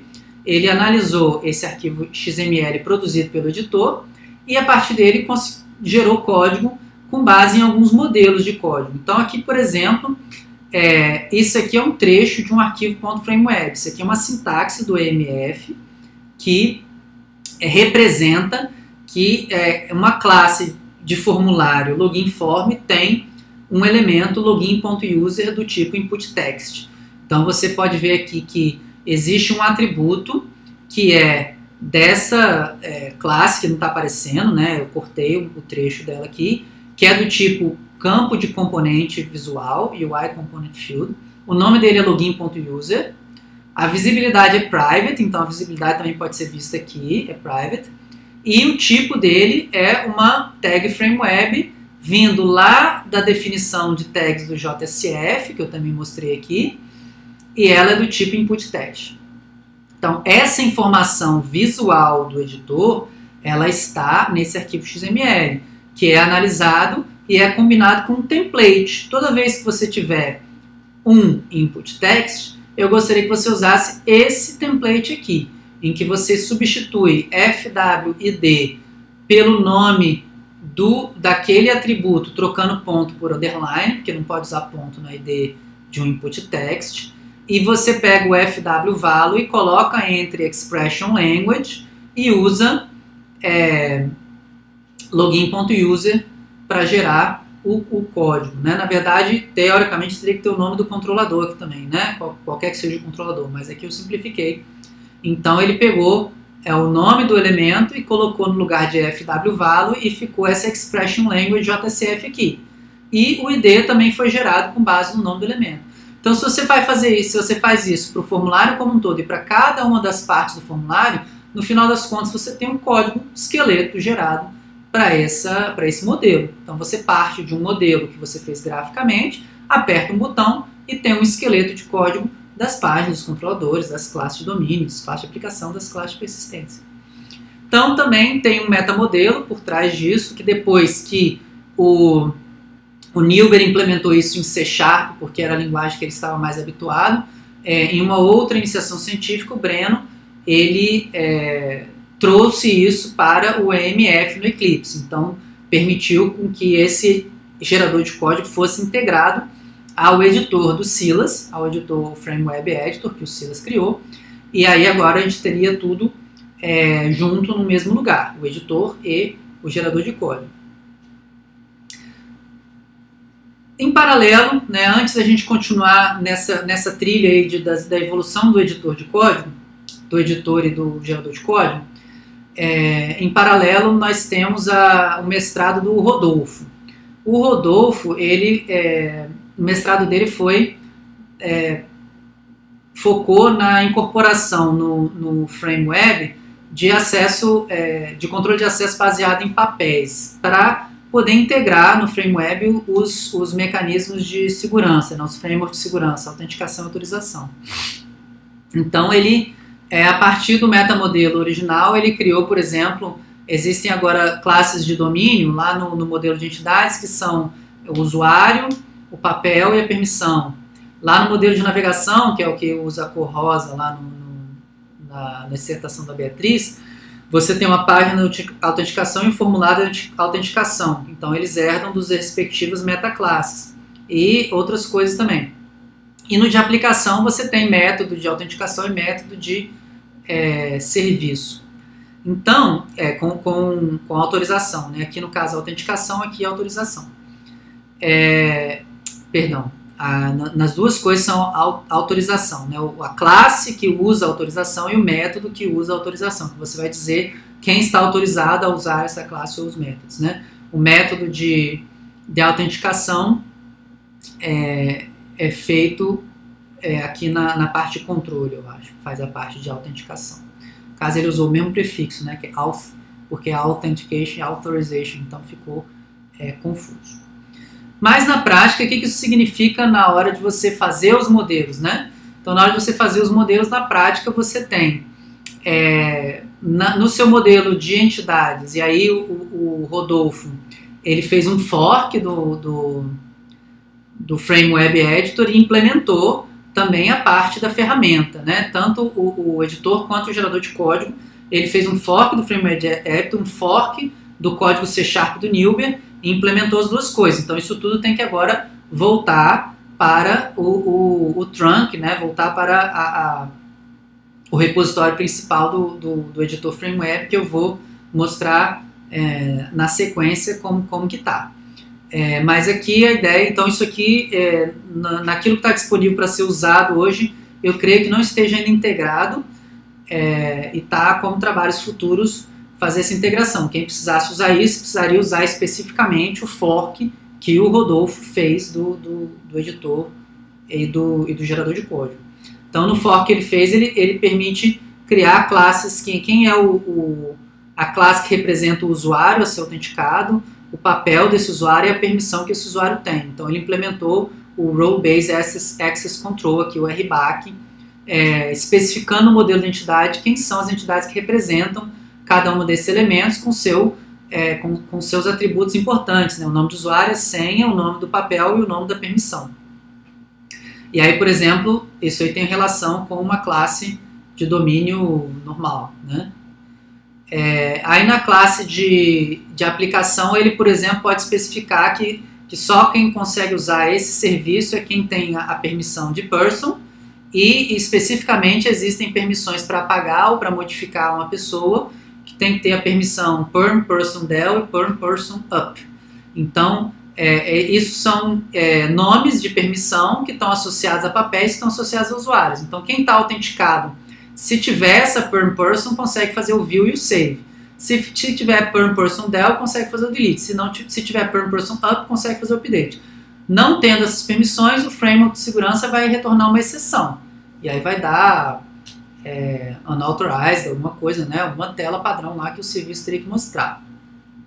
E a parte de autenticação seria aqui no login. Você tem uma página de autenticação, um formulário de autenticação, um método de autenticação que, se der tudo certo, ele vem para essa página, se der errado, ele vem para essa página. Então está tudo anotado com as anotações padronizadas, e isso tudo são associações específicas, né? Essa associação aqui de dependência é diferente dessa, que é diferente dessa. O metamodelo que ele criou fez associações específicas, né? Isso pode ser visto até aqui, quem tiver aqui as associações. Result Dependency, Success e Failure. São metaclasses específicas que representam essa e essa extensões do método para incorporar os frames de segurança. Então isso ilustra um pouco como que o FrameWeb pode ser estendido. Ele pode ir para onde a gente achar que ele deve ir, incorporando os frameworks que a gente achar que ele deve incorporar. Só precisa ser trabalhado o metamodelo para depois, a partir do metamodelo, isso refletir na ferramenta e na geração de código.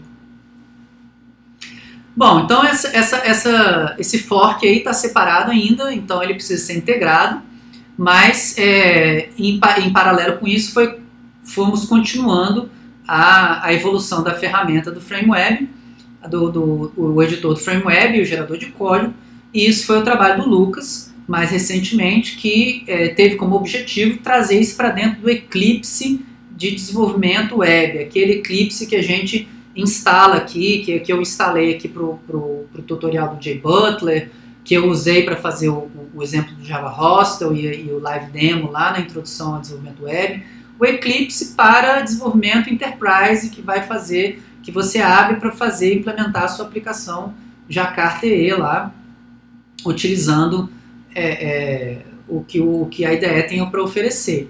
Então a ideia era pegar o editor FrameWeb que estava rodando numa coisa separada, num Eclipse para modeladores, e trazer ele para dentro do Eclipse de desenvolvedor, né? O Eclipse modelador é quem quer mexer com o metamodelo.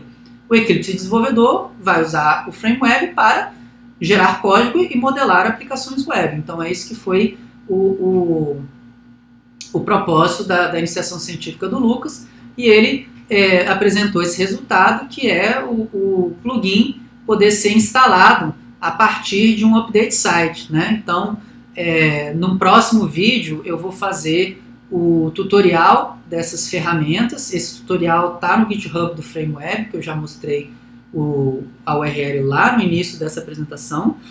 Quem já quiser fazer esse tutorial seguindo as explicações de texto pode fazer, mas o próximo vídeo que eu vou incluir aqui nessa playlist vai ser o tutorial de uso das ferramentas do FrameWeb para um exemplo simples de geração de código dentro do Eclipse. Então a primeira coisa que você faria seria você, além de instalar, você teria que instalar o Sirius, né? Você tem sua ideia normal, mas você tem que instalar o Sirius, e aí depois que você instala o Sirius, você usa um update site nosso aqui do Nemo e instala essas duas features, né? Que é o FrameWeb Editor, o Graphical Editor e o Code Generator, que é o gerador de código. Então, a partir dessa instalação, utilizando o próprio esquema de update do Eclipse, o seu Eclipse agora é capaz de criar, adicionar aos projetos que a gente chamou de faceta FrameWeb. Mesma coisa quando a gente adicionou a faceta JSF num projeto, adicionou a faceta CDI, a faceta JPA, agora teria também a faceta FrameWeb. Adicionando a faceta FrameWeb, você conseguiria abrir, na verdade, no editor gráfico do FrameWeb, esse modelo aqui, em que, se vocês estiverem vendo aí, não sei se precisa dar zoom, tem aqui os pacotes da definição de framework que o Lucas implementou, por exemplo, dele, que foi JSF, Spring, Spring Data, Spring Repository com JPA.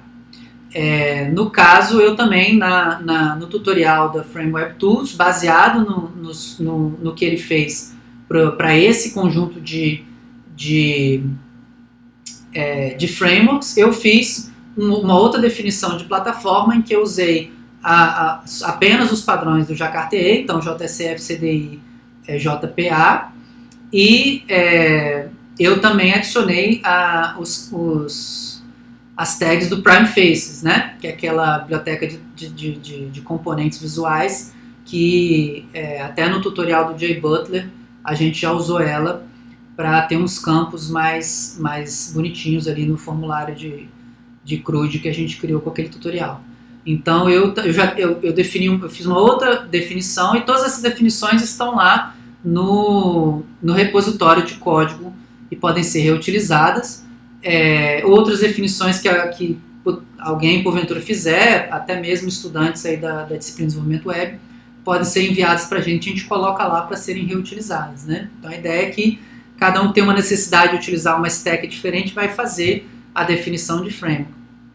Então aqui tem o exemplo do Lucas, né, em que ele fez uma lista de produtos, um produto, controladores que usam um serviço de produto, está implementado aqui, e que depende de um produto repository. Então ele usou o padrão repository ao invés do padrão DAO.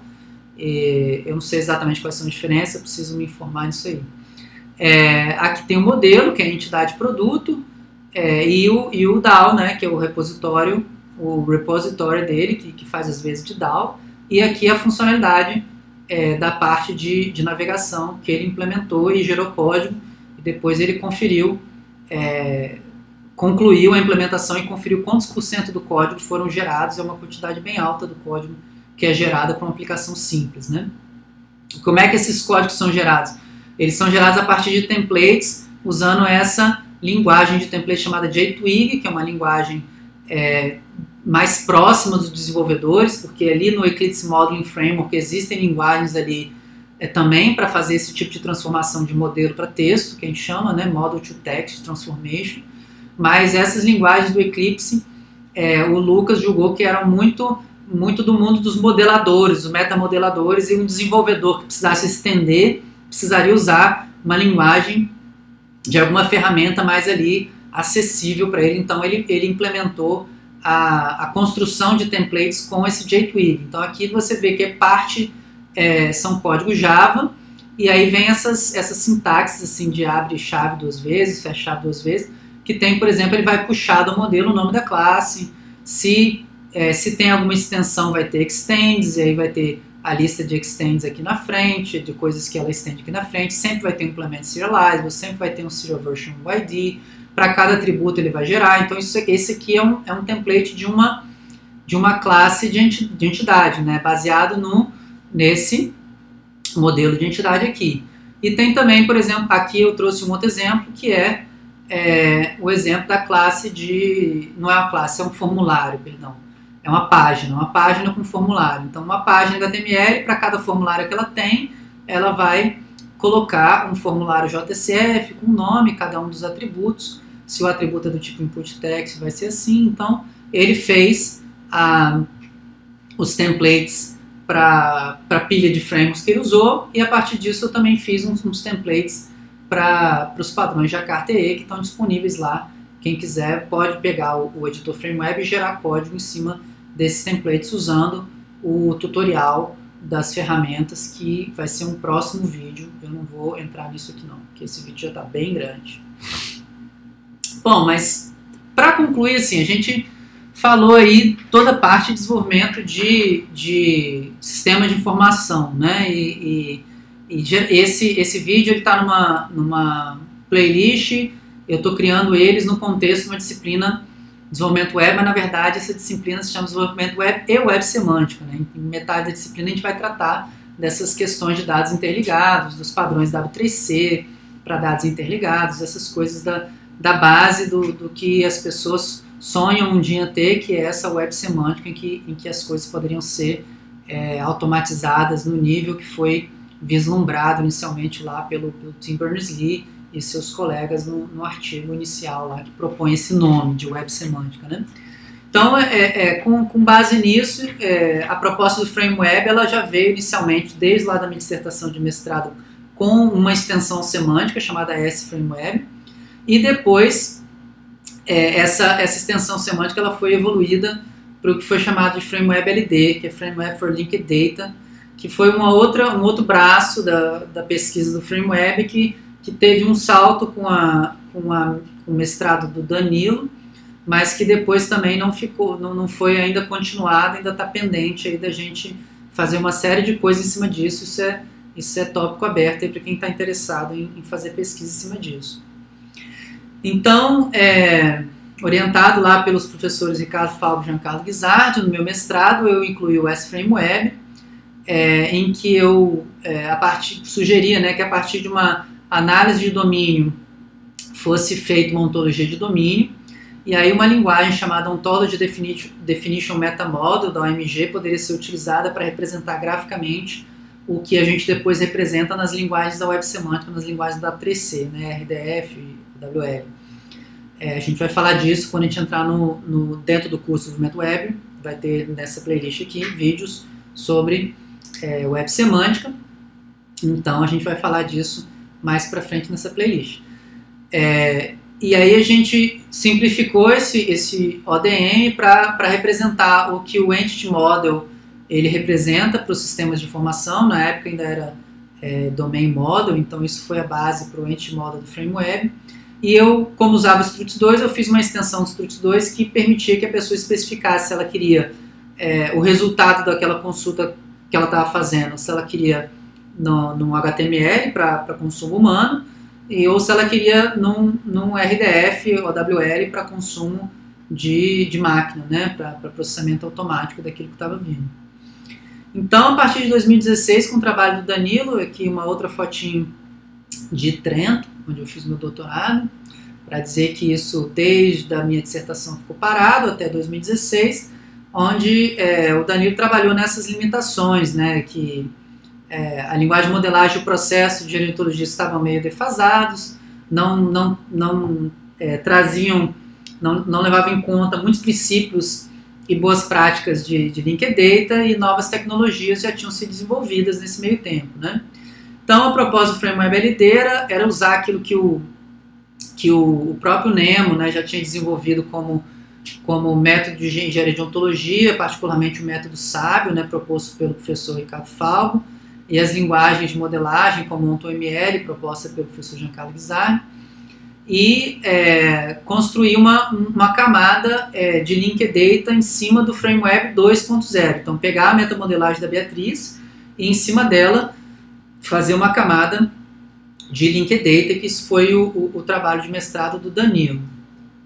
Então, a gente propõe um processinho, né, que ele propôs um processinho que basicamente tinha essas novas atividades, né? Você criar um modelo OntoML, que seria sua ontologia, a partir dele gerar a ontologia WL e a partir dessa ontologia WL gerar essa camada linked data, né? Tudo isso aqui hoje em dia já pode ser atualizado com outros avanços que já tivemos nesse aspecto aí dentro do próprio Nemo, mas na época a gente usou o que a gente tinha e o metamodelo ele foi estendido, então agora as classes elas podem ser também entidades que se referem a vocabulários da web semântica, e eu vou focar aqui no próprio diagrama, né, no modelo de entidades, que você tem mapeamentos que são de objeto relacional, por exemplo, aqui a data da última atualização que é um atributo dessa classe pesquisador, ela é precision date, e aqui a gente já meio que inverteu todo o atributo por padrão, ele é not null, inclusive isso é uma sugestão que eu faço, porque geralmente tem mais coisas que não podem ser nulas do que coisas que podem ser nulas, então hoje em dia a gente considera que por padrão os atributos são not null, e o CVLink ele pode ser nulo, no caso do mapeamento objeto relacional. E você tem algumas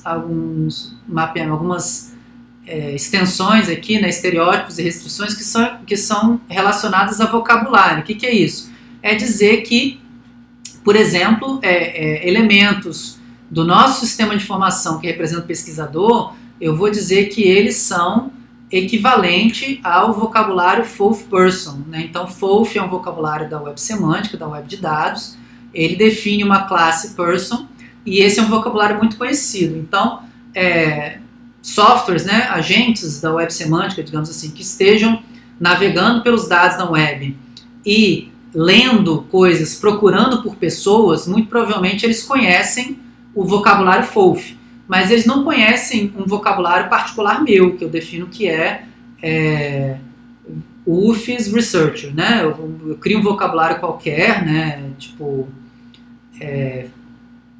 mais System é o nome do vocabulário, e ele tem uma classe, né? Um conceito chamado Researcher. Então, esse software, quando ele lê isso, mais System Researcher, ele não sabe o que é isso.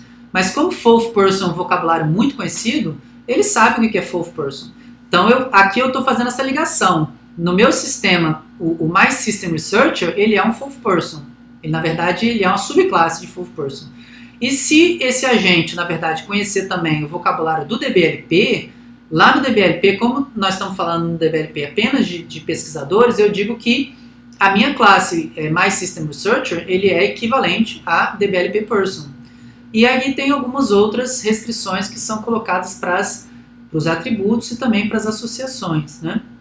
Então, com esse mapeamento, eu consigo, a partir de um software que faz geração de dados interligados a partir de bases de dados, que o Danilo usou o D2RQ, e depois em outro projeto, membros de um outro projeto do Nemo, mais recente, utilizaram o OnTop como frame de geração, acharam melhor. Então, um software desse que consegue, a partir de um banco de dados relacional, gerar, ele tem uma sintaxe de mapeamento, e ele gera um arquivo OWL, né, um arquivo com entradas RDF, com dados interligados, baseado nesse diagrama de classes aí. O Danilo fez um softwarezinho que, baseado nesse diagrama de classe, ele gera o mapeamento D2RQ. Aí o mapeamento D2RQ, a partir do software D2R, ele gera a partir da base de dados do meu sistema, gera o AWL, então eu não preciso me preocupar com isso, vai ser feito automaticamente para mim. Então essa era a ideia geral dessa camada Linked Data que a gente queria colocar por cima dos sistemas de informação web a partir de geração de código, né? Então tudo isso sempre se remetendo a essa coisa do Frame Web. Vamos fazer os modelos graficamente, depois a gente gera o código automaticamente. Mas tem muita coisa ainda para fazer.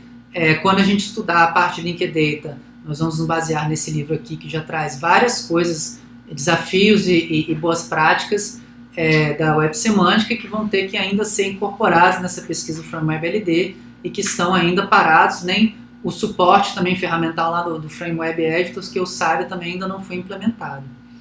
E nós temos também em paralelo evoluções das coisas do Nemo, né? Por exemplo, recentemente foi proposta a GUFO, né? Que é uma implementação leve da ontologia de fundamentação, a UFO, para tecnologias da W3C, né? Em RDF ou WL, lá, RDFS, e isso está disponível nessa página aí do GitHub, e quem tiver interesse pode entrar em contato lá com os autores da GUFO para saber mais sobre isso aí. Bom, no final dos slides tem as referências que eu usei ao longo da apresentação, mas eu queria recomendar, na verdade, que quem tivesse interessado em ler sobre Frame Web, que partisse desse artigo que foi escrito para o livro em homenagem à carreira do professor Ricardo Falgo. O livro inteiro está disponível nessa URL aqui. O artigo está disponível nesse link aqui que tem na minha página também. Se vocês pegarem os slides e clicarem nesse link, vai direto para o artigo. E ele traz exatamente essa visão, né, do passado, como que o Frame Web evoluiu, o presente, o que está disponível hoje, e o futuro, o que a gente tem que fazer. Né? Um comentário rápido sobre o futuro é que nós temos trabalhado com tentar garantir que a linguagem do Frame Web realmente represente a categoria dos frameworks, né? Começamos lá com alguns frameworks e hoje em dia a gente conhece um pouco mais, a gente experimenta com diferentes frameworks, então tem vários alunos de projeto de graduação que implementam esse sistema aí que eu exemplifiquei, o SCAP, né, o de controle de afastamento, com frameworks controladores frontais diferentes para experimentar como é que a linguagem Frame Web reage a frameworks diferentes, mas o que precisa ser feito mesmo é uma análise desse conjunto de frameworks e criar um modelo conceitual comum a todos eles, que é o que a gente chama de ontologia, né? Uma ontologia dos frameworks de mapeamento objeto relacional, de controlador frontal. Uma das ontologias que já foi feita, que foi o trabalho recente do Félix, de mestrado, é a ontologia de framework de mapeamento objeto relacional. Então, a gente, a partir dessa ontologia, agora pode incorporar na linguagem Frame Web coisas que foram estudados vários frameworks dessa categoria, para a gente ter um pouco mais de segurança de dizer, ó, mapeamento objeto relacional é isso aqui, que está nessa ontologia, e é isso que o Frame Web suporta. Qualquer framework que se encaixe nisso aqui pode ser usado com Frame Web. Então está em andamento ainda o estudo dos outros tipos de framework, né, injeção de dependência, mapeamento controlador frontal, e mais recentemente o de segurança, que foi o último a ser adicionado, que ainda precisa ainda amadurecer mais. Né? Então, para o futuro do Frame Web, a gente caminha na parte de metamodelagem nesse aspecto, na parte das ferramentas, tentar fazer ferramentas cada vez mais interessantes para o desenvolvedor final. E aí quem for de fato pegar o Frame Web Editor e usar o gerador de código, a gente pede que vá lá no GitHub do Frame Web e coloque lá, crie lá issues, né, lá no Issue Tracker, com sugestões e com bugs que tem encontrado, para que a gente possa trabalhar nisso com os próximas iniciações científicas e outros estudantes que trabalharem nesse ferramental. Né? Bom, eu fico então por aqui e deixo vocês com as palavras do poeta. Faça como um velho marinheiro, que durante o nevoeiro leva o barco devagar. Tchau!